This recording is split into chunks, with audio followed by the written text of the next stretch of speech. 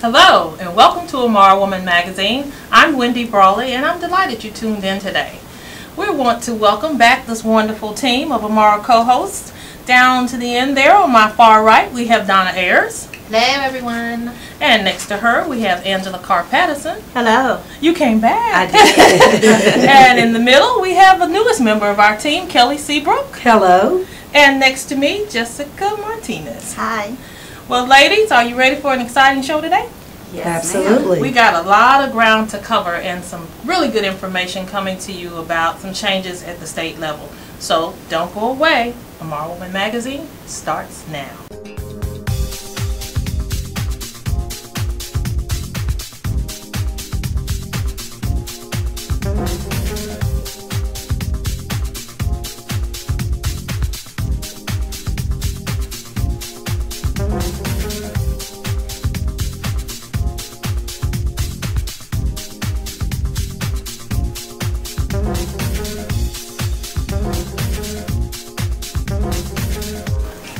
Welcome back.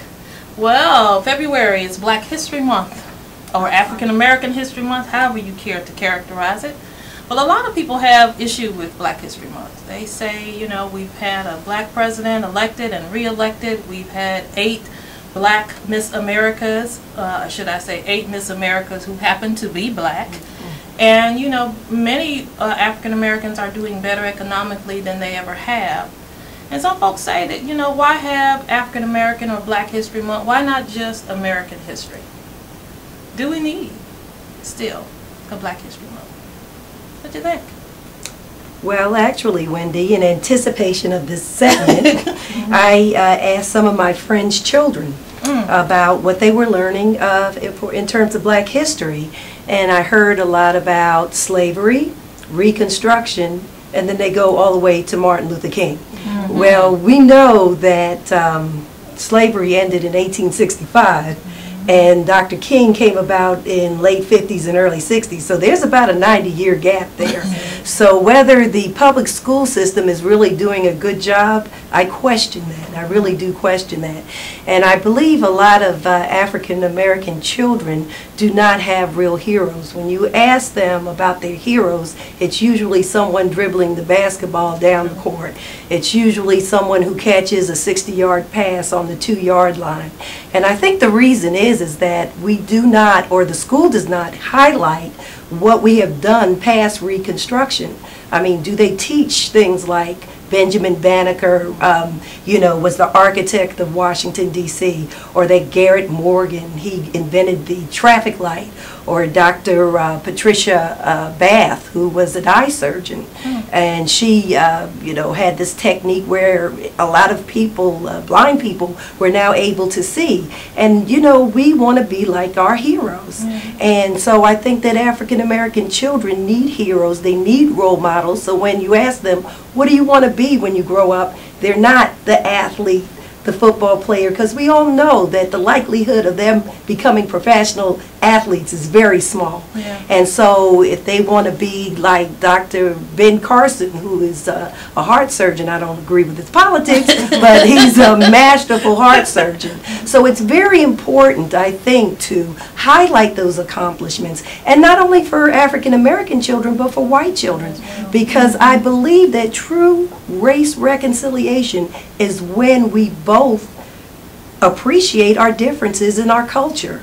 So I think it's very important that we highlight it, and I wish it wasn't in February, because as we know, February is shortest month, and that, you know, it should be taught along with American history 365 days a year, but there should be a highlight on that so that both black and white children can look at the remarkable accomplishments that African Americans have made in this country. Well, fair. Everybody in agreement? Well said. Yeah, absolutely. I think, you know, we talked about this as a topic, and one of the people that came to mind for me was George Washington Carver. I remember learning about him in school, and he wasn't born until the end of the Civil War. So I had a very similar thought process. You know, they talk about the Civil War, and they talk about slavery, which was pretext and context to the Civil War.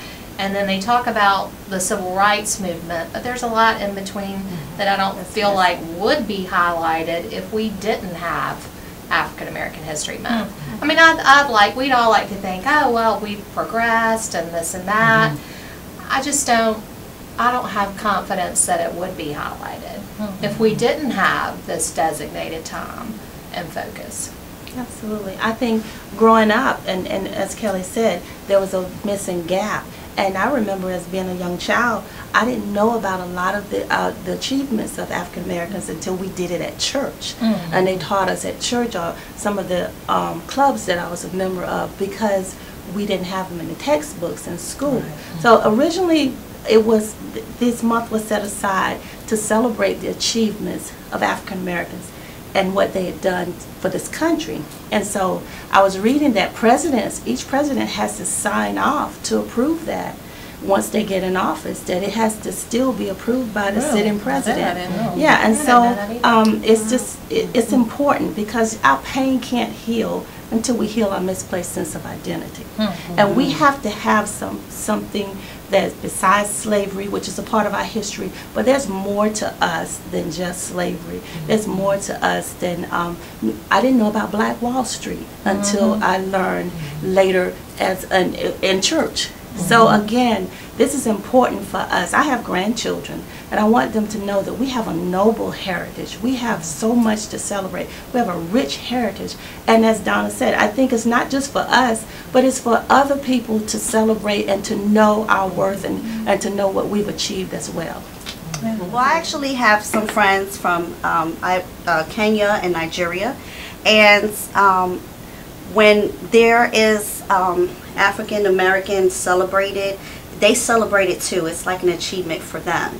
So that's why I do believe that we should have this month designated for African Americans, because it's not just for the people in the United States, but for the Black people all over the world, because Black people are oppressed all over the world. I mean, even in Puerto Rico, you have your lighter Puerto Ricans, you have your darker Puerto Ricans. In Santo Domingo, I'm half Dominican, you know, they call them prietos, the darker ones, and then the lighter ones, and there's racism, and we're all the same. We're Puerto Rican, we're Dominican, but because one of us is darker than the other, you know, they get shunned, they get persecuted, and so the Black History Month, it gives them a chance to feel special and to realize that, you know, hey, other people, I mean, the United States, they're being celebrated, and it makes them feel special. I would agree with all of that, and I just think as we kind of wrap this up and look at another tie-in to the same topic, I do think, and Don, I think, Angela, you mentioned this, that you learned a lot about Black history just from church. Yeah. And, you know, we as African Americans have to do a better job of communicating our own history. And, you know, it's not, you're right, it's not celebrated as it should be. It's not profoundly discussed in class year-round, but it can be discussed in our homes, it can be discussed in our churches. But sadly, many of us don't know our history. And, you know, we have to embrace our own accomplishments first before we can require others to appreciate our work. And I think, I would agree with everything everybody has said. I think we do need African American History Month, Black History Month, but we need it 24/7, and we need it integrated in every history class, and not just in the month of February. Absolutely. Okay, good tie-in to the next topic that I want to address, and that has to do with the very popular movie Selma. As you know, Selma kind of was a reenactment of Dr. King's march in Selma, and the suffering that accompanied that leading up to that march, and the dying really that accompanied that march, and ultimately the signing of the Voting Rights Act by President Johnson. But movies like Selma, 12 Years a Slave, some folks say they just, you know, get people all excited and upset, and they don't really do anything to raise the dialogue for racial reconciliation. What do you think? Do you think they do, or is that even, I mean, are they just there to entertain? What should we do when it comes to relying upon those kinds of things to prompt a discussion about racial reconciliation? You know, I had an opportunity to sit with Ava, the director. Wow. She's a friend of a good friend of mine. And so we had an opportunity to be in a room with a lot of the actors and the director in October in just a little small meeting. And I heard her speak from her heart, and I understood that she had a story to tell. And there were also members that had marched into Selma. There were some that do it every year. And it was just being in that room and listening to the passion and what went in behind the making of the movie and the why. I understood that it was necessary. And those kind of meetings that she was having that day are held all over the United States. And so I think it's important, it is important that we revisit what has happened, so that, especially for my children, they range from 23 to 33, it's important that they understand what was done for them and why they're able to do what they do. They don't understand what it took for them to be where they are, and I think it gives them a sense of gratitude and appreciation. And so that's important as well, just for us as a race. I had the opportunity to see Selma at the Nickelodeon Theater. And there was, after the movie, there was a panel discussion. And many people in the audience, well, there were a lot of students from Claflin there. And the remarks that they made, they did not know how many good white people helped in the civil rights movement. I mean, you always hear about the civil rights leaders, Dr. King, you know, Andrew Young, Jesse Jackson, but what was so interesting about Selma, there were 3 trips over that the Edmund Pettus Bridge. The first time, it was almost all African Americans or Negroes at that time. After they got beaten and Bloody Sunday took over, you know, and that all happened, then Dr. King reached out to the clergy, and you saw rabbis come in, you saw priests and Episcopalians, and many of them were white. And when they went over the bridge, well, you know, Sheriff Clark, he wasn't going to beat the good white nuns, so they actually helped us.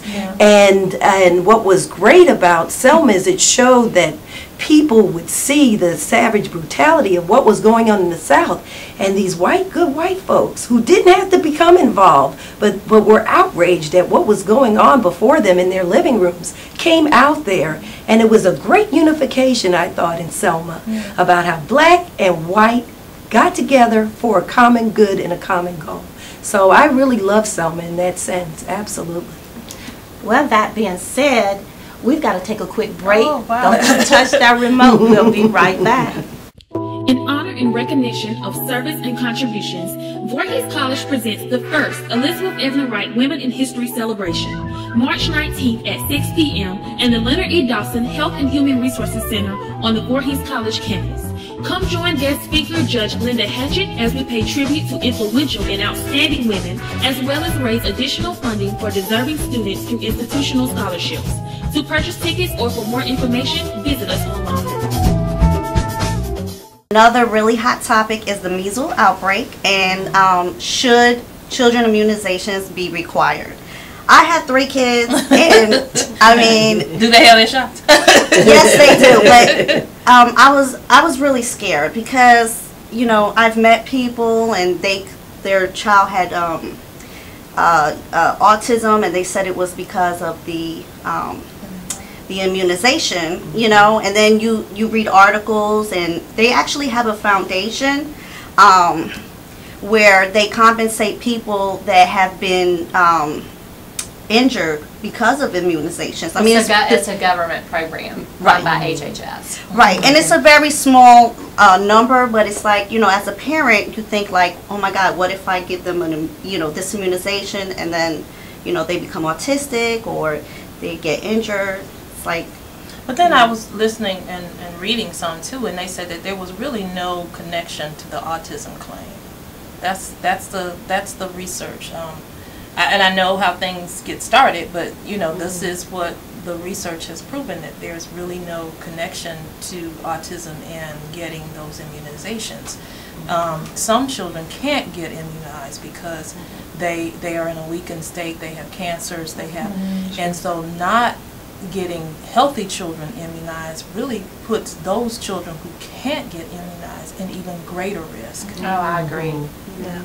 I agree. You know, when you can't send a peanut butter sandwich to school with your child, but you can send your non-vaccinated child. Right, into an environment where other children are. Right, it's a little troubling. And boy, anybody on social media these days, you can't get on Facebook or Twitter. People are just fired up about this subject. Yeah. It's become a political issue. It really has. Absolutely. It really has. And it all started with this measles outbreak in Disneyland. Yeah. Which they've identified patient 0 now was not even an American. It was somebody that was here from another country. Really? Wow. And now it's in like what, 30 states, or the outbreak has spread to multiple states. And the fear is that if there isn't some type of requirement for an immunization, you really have a disease that can spread very quickly, be very deadly. And you know, children, if you've ever had kids or been around them, they don't care about germs at all. And so the likelihood is, if you have a child who's been exposed to measles, that child is going to expose a lot of other kids to it, and adults as well. And there's a lot of costs involved with containing the disease. I was reading that it's very expensive to contain as well. So, and the United States, we had actually dropped, our numbers had dropped almost to 0. And then except for this outbreak, and then it's taken the numbers back up. So I was reading something like $300,000 to contain about 10 people, to contain the disease. So it's just outrageous, the cost involved. So yeah, I don't know. I've met some parents like Jessica, whose child, they said once they had the immunization, that's when the autism came in. So there's been a lot of controversy about that. So and there's so much misinformation. Yes, absolutely. I guess there just needs to be more education, because I mean, clearly, you know, I'm afraid. I mean, all my kids are vaccinated, you sound like but a lot of other parents but who I was Go there. to a third world country and talk to the mothers over there and offer them vaccination, and they'll be right on it, because they have seen the death and the devastation when those types of diseases run rampant. You know, they're available here. There's a reason why it's mandated in so many states. In South Carolina, in most daycares and public schools, it's a requirement. I had to get a booster before I went to USC when I transferred back here. Won't let you in school without them. Exactly. You know, I think the most important thing is just being educated, because there's a lot of misinformation out there. Well, unfortunately, a lot of people don't rely too strongly on the government when it comes to education. We just don't trust the government like we used to. and so when the government says, when CDC says there's nothing to worry about, people go, oh, there really is. So I think the education, we have some trust building to do as well, because when you talk about people and their kids, that's a mistake no one wants to make. That's right. It's a mistake no one wants to make. And while I'm all for personal freedom, I do want to, if I had young children in particular, even it's dangerous for adults. You certainly want them to be protected. Your freedom shouldn't impose upon my ability to be healthy. Well, speaking of keeping our children safe, when we get back from the break, we will be talking to one South Carolina legislator who is reforming and restructuring DSS. So stay with us. When we get back from the break, we'll have Senator Katrina Shealy. She's our only female senator, and she's going to talk to us about what she's doing to improve the lives of children here in South Carolina. Stay with us. All in together now, we can make it better now. Come on. Moving a little and eating better every day can help make you and your child healthier. Search We Can to find out more. Welcome back. We are delighted to have with us Senator Katrina Shealy from Lexington. Senator Shealy, thank you so much for joining us. Thank you for having me. It's great to be here. Well, you know, I know from reading a lot of the news reports and seeing your effort that you have got a lot going to try to reform and restructure DSS. Tell us a little bit about why you've taken this on, you championed this as an initiative. Well, we knew there was a problem. And you know, it's not just a problem that just started, you know, 2 years ago, 4 years ago. It's been going on for a long time. But when I came to the Senate, I got some emails about some issues about children that were in trouble. And I don't know that if they had just been overlooked in the past or whatever, and whether it's a woman's intuition that maybe, you know, decided that something needed to be done. But I answered those emails. They weren't even in my district. But I have a problem with answering every email. So That's a great problem to have. It is. and I answered the emails, and I got involved. And when I did, I answered the first one, and then when that happened, I saw that there were other problems, and there were more problems, and we dug deeper and deeper. And I talked to Senator Odell, who's the chairman of the General Committee, and I asked him and got with Senator Lurie here in Richland County and Senator Young from Aiken County, and we asked if we could have a subcommittee to investigate what was going on with the Department of Social Services. Well, ma'am, when we did, we found out that there were a lot of issues going on with the Department of Social Services, and you know, there were caseloads that were just out of sight. You know, caseworkers were handling 3-4 times the number of caseloads they were supposed to be handling, and you saw what was happening with children dying. Yes. I mean, we had over 65 deaths in South Carolina in 1 year of children dying while they were under the protection of the Department of Social Services. And you know, that's just not acceptable. No. One child dying is not acceptable.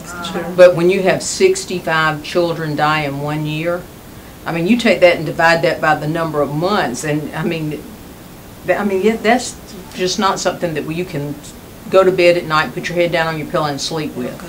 And so when we started digging deeper, we just found more and more problems. And it wasn't just the number of caseworkers, it was daycares had problems, and just everything. There were problems everywhere.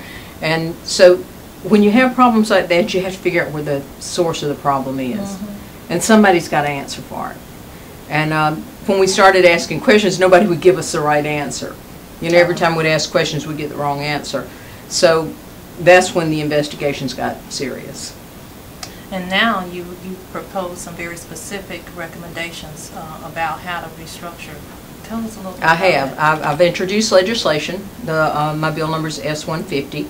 And what that bill does is it actually takes the Department of Social Services and it splits that agency. Now, you know, for anybody that's real conservative, I just want them to know we're not growing government, because I'm taking that agency and I'm taking the financial portion of that agency and giving it to the Department of Health and Human Services. Okay. So, and that agency already handles welfare and those types of parts of government. You know, they already handle some food stamp issues and welfare. So they have the computer systems already in place to handle that. So let them handle the welfare portion. And let's focus on what's important. Let's focus on taking care of children and families and senior citizens, because DSS is not just children. And a lot of times we think that DSS is just children, and it's not. We have a lot of senior citizens that are abused and neglected, and we don't necessarily pay that as much attention as we should, because, you know, when you see a child that gets killed, you know, we all go crazy and we get really involved, but we see senior citizens that get abused, and we don't pay that as much of attention because they're 80 or 90 years old, or it actually happens, you know, their own children are abusing and neglecting them. So that doesn't get as much attention. Well, that's what DSS is too. So what my bill does is it takes that out of the mix, and that's what they're going to focus on. It also, my bill also creates one hotline for abuse and neglect in the state. Right now we have 46 hotlines, one in every county, so everybody's doing it different. You know, you might call, you know, Dorchester County and they might do it one way, Lexington County might do it another way, you know, Richland County does it another way, and you might call them and they say, well, I'm sorry, you got to call the Sheriff's Department. Well, let me tell you, if I get the courage to call one time and report abuse and neglect, I might be scared to call again. Or I might have been in the closet the first time I was calling, and I might not be able to call again. So don't make me call back. Be able to know everything and take all that information the first time, so I don't have to call you back. You know, I don't know how many of you watched the Super Bowl and saw that commercial where the lady, she was ordering a pizza to the 911 operator. You know, that was the only chance she probably had. So let's get the information the first time and know it's serious. And if we have one hotline to do that, those people can be really trained. We can train them at one place and they can get that information. And another part of my bill is asking for specific caseloads to be at a specific amount. We had different counties. We had, the sad part about it, the senators on this subcommittee were from Aiken County, Richland County, and Lexington County. In Aiken County, Richland County, and Lexington County, we had caseloads that were over, caseworkers handling caseloads that had over 50 cases and over 100 children in some cases. From one caseworker? From one caseworker. And that's impossible. No wonder children are slipping through the cracks. No wonder we're having fatalities. When you are overworked, you're going to make mistakes. We all know that. We do that, even in our jobs that aren't dealing with children's lives. So that's what's going to happen. Well, in this bill, it's putting a limit on that. We're also requiring them to have a certain amount of education. You know, caseworkers now, you can have a degree, you have to have a 4-year degree, but it could actually be in auto mechanics. Well, you know, we really don't. Yeah. It's requiring a social worker to have a degree in social work, or a caseworker to have a degree in social work. You would think that would be a minimum. Well, you would think, but it's not. You can have a 4-year degree now. It's not going to take social workers that have been there for years, and it's not going to take their job away, because we've got some really good social workers that have got the experience, and they work really hard. We've got some good people there. They're just overworked, and we need to give them some relief.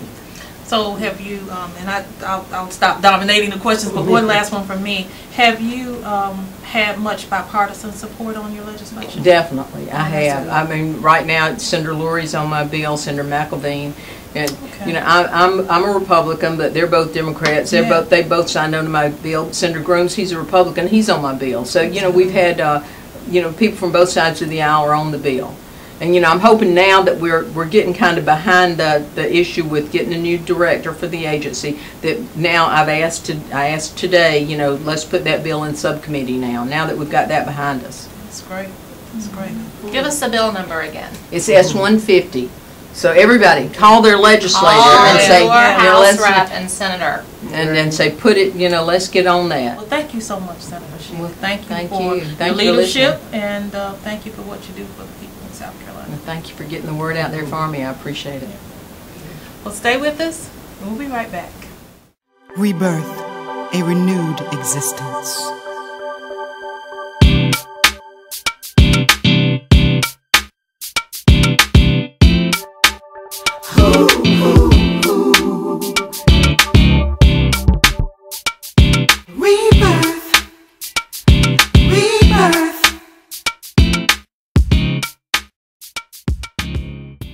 Well, that completes our show today. We hope that you enjoyed it and that you learned something that empowers you. And remember, you can watch IMARA Woman Magazine the 4th Sunday of every month, or you can catch us anytime on our website at imarawoman.com. And don't forget to like IMARA Woman Magazine on Facebook. And follow IMARA Woman Magazine on Twitter. Lastly, we want to give a big shout out to Tiffany Addison for the great healthy selfie that she sent to us. You can send us your healthy selfies at healthyself@imarawoman.com. Well, until the next time, peace and blessing.